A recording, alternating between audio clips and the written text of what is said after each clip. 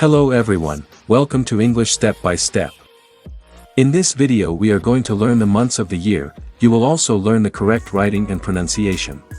Hola a todos, bienvenidos a Inglés Paso a Paso.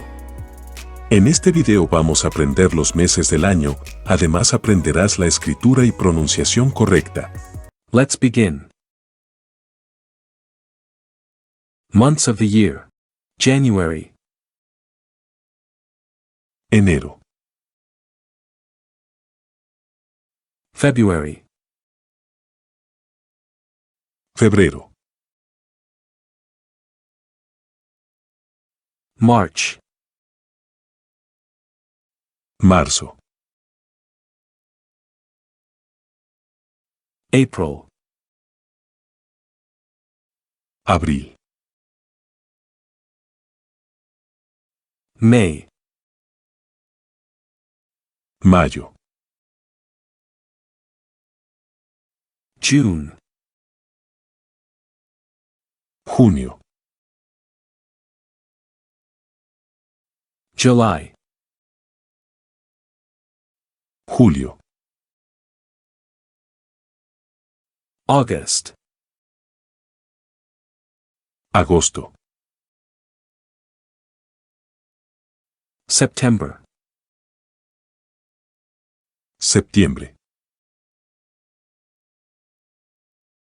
October. octubre, November.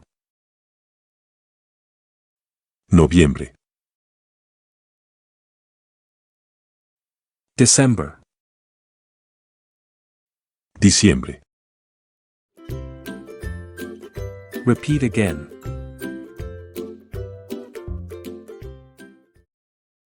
Months of the year. January. Enero, February. febrero, March. marzo, April. abril, May. mayo, June. junio, July. julio, August. agosto, September. septiembre, October. octubre, November. noviembre, December. diciembre. Esto ha sido todo por el día de hoy.